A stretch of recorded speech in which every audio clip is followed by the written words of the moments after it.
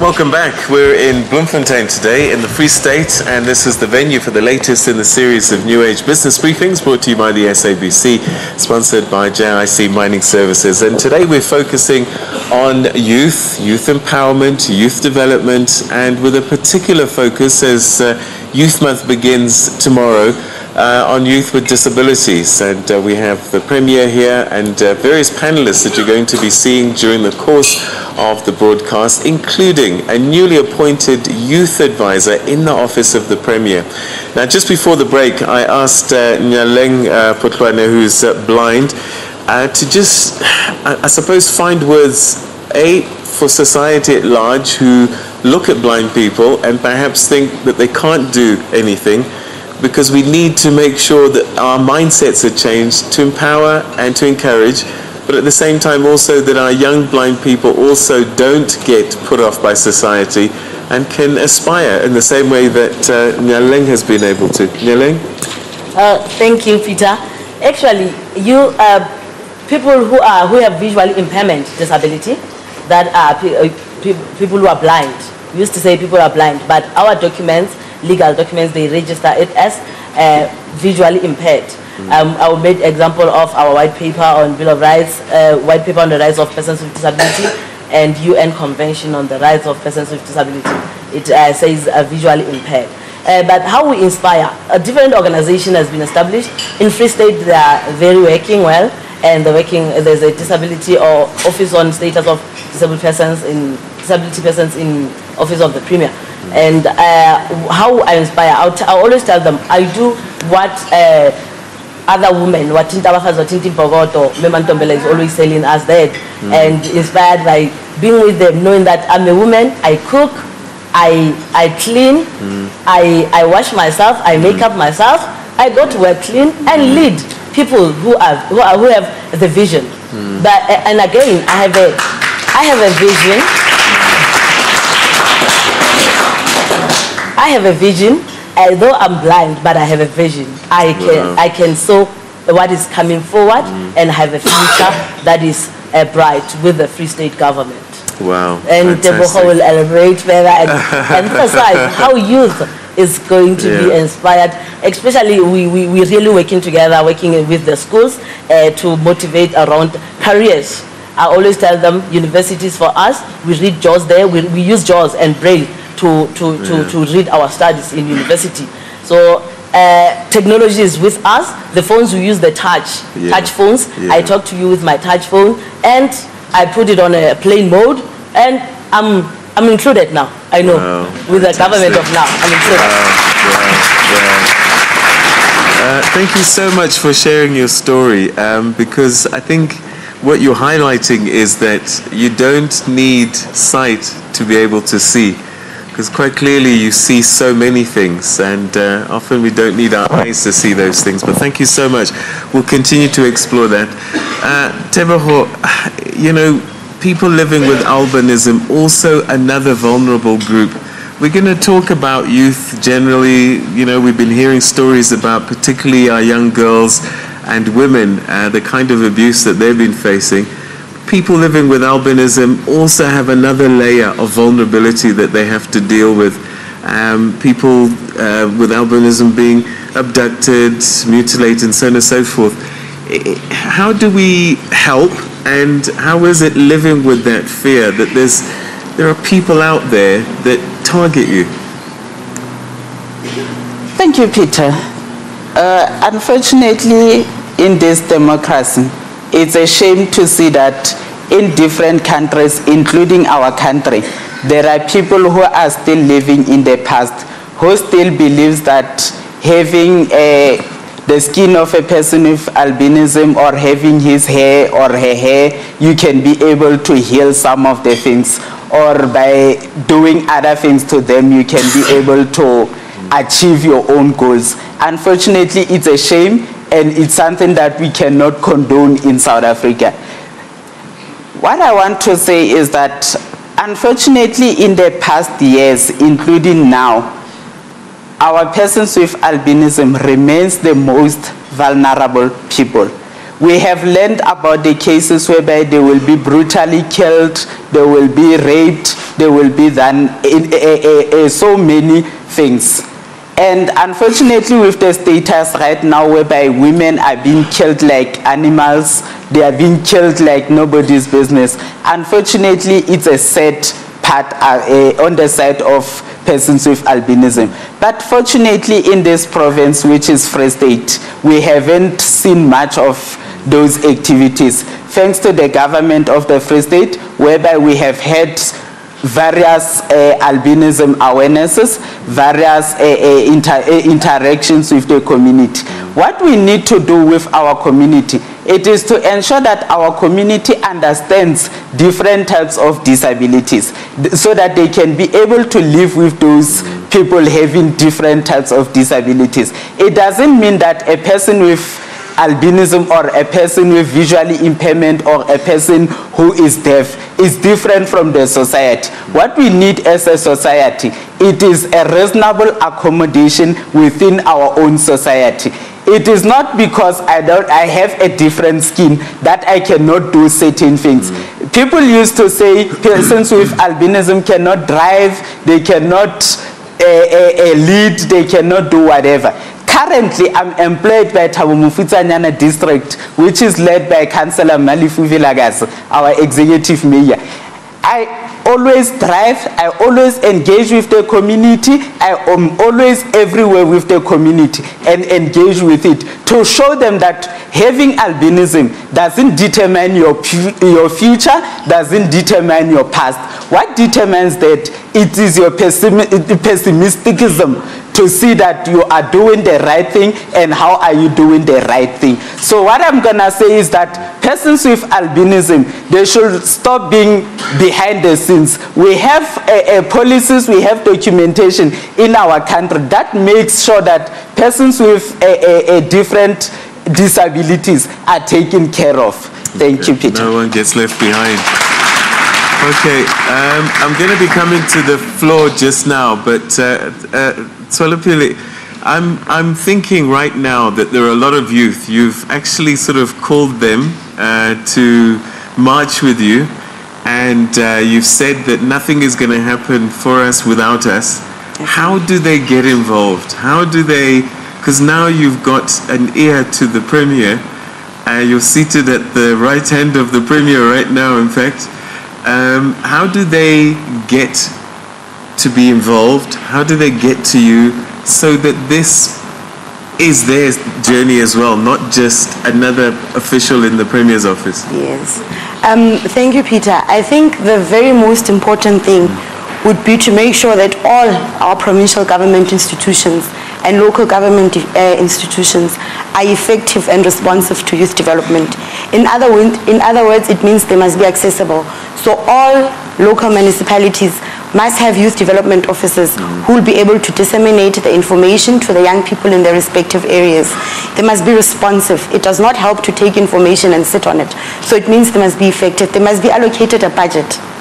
They must have a budget, they must have a plan as to how they're going to respond to the youth of that particular area.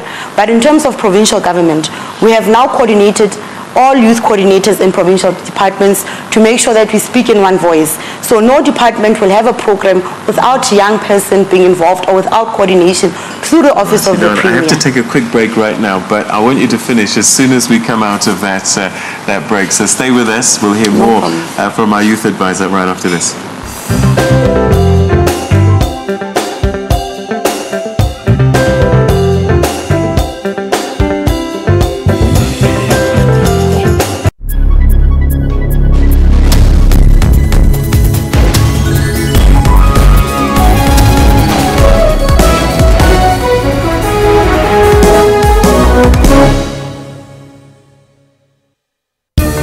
Water-wise, water is an essential need. The scarcity of it could lead to loss of many lives, including livestock, plants, and much more. It requires us to use it sparingly and responsibly in times of need, failing which our taps and sanitation will not function.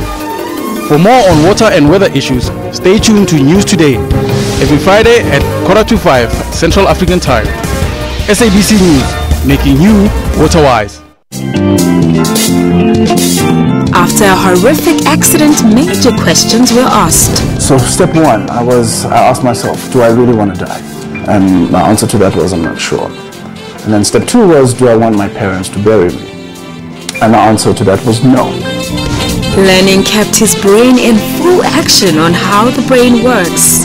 When I was in hospital, right, as I was saying, to catch up with my peers, I started to become obsessed with memory techniques and how the brain works and how we retain information. Touching lives is his continuous mission. I now work for a non-profit where we deal with access issues regarding kids with disabilities and persons with disability. We're busy working on beach access. Being wheelchair-bound did not stop fun in his life. I party in a wheelchair, I laugh in a wheelchair, I smile in a wheelchair. For all your uplifting stories, catch Bophelong every Friday. Are you about that trending life? The looking good and all that slayage? Well, fear not, because Trends has all the fashion do's and don'ts for you to stay on point this upcoming season. This film will be an immersive spectacle. You got Kong that's 100 feet tall. It tells this incredible story of man versus nature. The iconic stage production by Mbongeni Ngema is back with a bang. Sarafina is a classic South African production. I always choose to align myself with brands that I just love. Because when you love something, it doesn't become work. Luxury is not built overnight, but it's an experience that comes with time. Catch up with all the trends on Trends Saturdays at 12.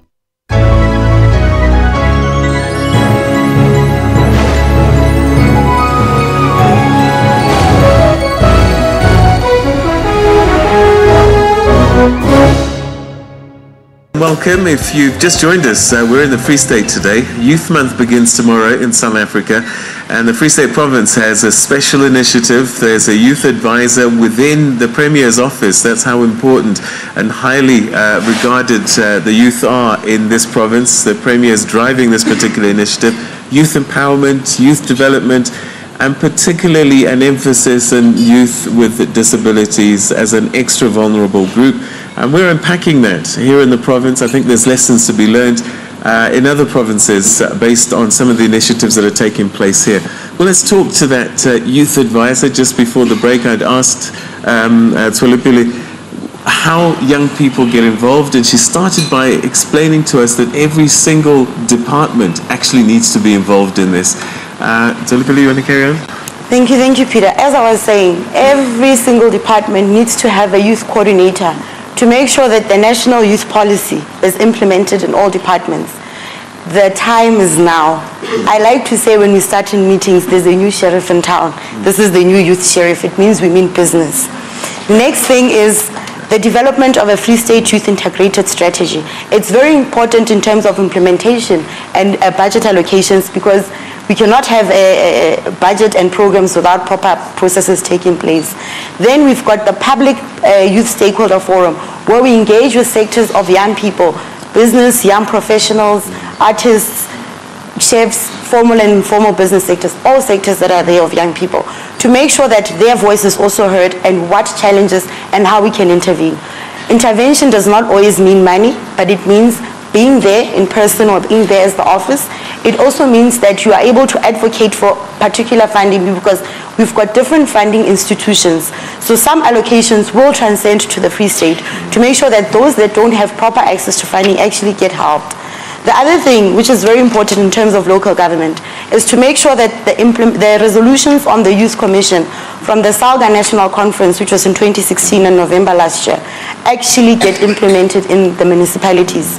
The job description of a YDO, a proper budget allocation, capacity building, and so forth. So there are full resolutions on this, and we'll be zooming into local government municipalities to make sure that they actually align and comply to those resolutions.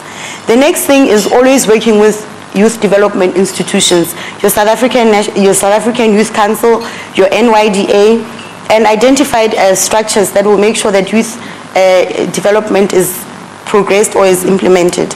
the Department of Monitoring and Evaluation at national level, always to assist with monitoring and evaluation, as well as DPSA, to make sure that in the end we achieve a functional youth directorate. Wow. Now, it's also important, Peter, to actually indicate that we've actually made progress. We've got a fully functional operational plan, which we've been meeting young people. But as June month begins, the Free State provincial government will be sending young people to the following countries to make sure that they get to understand how youth participate in those respective countries, as well as to see the symbolic emphasis on patriotism and social cohesion. The young people in the Free State will be going to Angola, they'll be going to Tanzania, they'll be going to Vietnam, they'll be going to Rwanda, and they'll also be going to Cuba. So the youth delegations definitely going. Okay, so Premier, listening to Tswelopele, I can understand why you appointed her in your office to run things, and I've got a feeling that we might be looking at a future Premier in the future.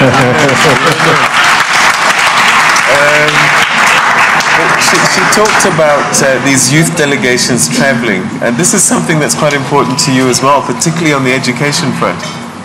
Well, on the education front, I think we have done well. Since 2009, we made sure, as I talk of now, we have more than 1,000 young people across the globe.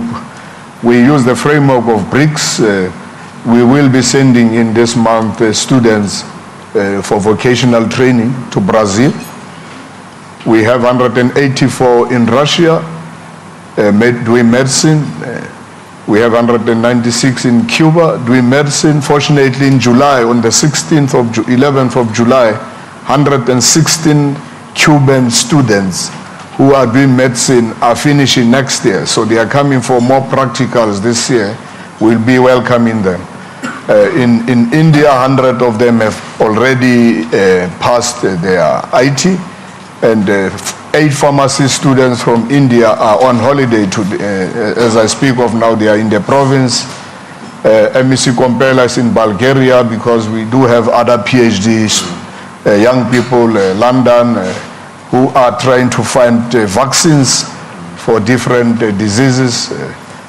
Our chief directors, some of our HODs, we employed them when they were still young. The HOD for economic development was very young when we employed her. She's now 36. She's an HOD of the Department of Economy in our province. So there are a lot of things which are actually happening. And Tswelopele says, I'll be going to Rwanda with some students and in the next 2 weeks' time in June. They'll be going to Vietnam. MEC Mahue and MEC Kompela are from Vietnam. Vietnam will be sending students, 10 of them, for maritime studies. And some of our young people who are teachers, who are unemployed, who can teach English, will be going to Vietnam to teach English at Vietnam schools. So I think we have 3 students from Thabo Mfutsanyana who were in Nigeria studying petroleum. So I think we're on the move. And in South Africa, we have a lot of students at various universities. And investing in education, as we have made education priority #1, is very, very central. And I think this is what is going to change the face of the Free State. Wow. Okay, fantastic. And lastly, Peter, yes, we have a young woman who was once part of that one leader program, Siadimo. Right. She's now with the Constitutional Court as a researcher. She's doing very well, and soon this year, a week ago, I come from China. One of the top universities, Peking University, I think, will be sending more than 50 students to that university. It's key in the world. We are very fortunate to be accommodated. So young people will be leaving in July to China, Peking University. Wow. Is your Harvard. So a lot of investment for the future, but also some of the investments in the past already beginning to bear fruit. Yeah. Fantastic. And most of them, 94 of them, will be going next week on the 18th. They'll be going to Portugal. 94 of them, yeah. Geez, I wish I was a youth again. All right, let's go to our tables now and start at table number 12, where we'll find Paseka Muhapi, I think. Paseka, if you could stand up, we'll get a microphone to you. Where's Paseka? Ah, right, there we go. Oh, hello. Okay, yeah. Speak. All right, can we make sure that microphone's working? Is there another one? Is there another microphone? And don't forget, you at home in the meantime, hashtag TNA Biz Brief. That's B-I-Z. Hashtag TNA Biz Brief at Morning Live SABC if you want to be part of this conversation. We're busy getting some questions from the floor now, just so that we can engage with our panel that are leading us in this conversation. Is Paseka able to talk to us? All right. Is there another microphone? Because I know that on the floor we also have... Okay, can we get another microphone in the meantime? I'd like to actually hear from Asina Mufokeng. Asina, put your hand up so that people can find you. There we go. All right, let's get a microphone to Asina as soon as possible. Thank you. In fact, to Asina's translator, because Asina is deaf. Her translator is going to be the voice that you will hear, and Asina is going to tell us about some of the challenges of living in a world that most people can hear, and she's been living without being able to hear.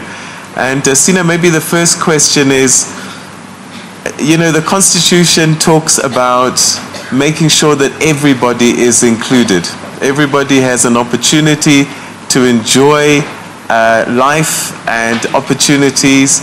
And I'm just wondering, as a person who has lived without hearing, has Free State government, has South Africa made it possible for people without hearing to be able to enjoy everything?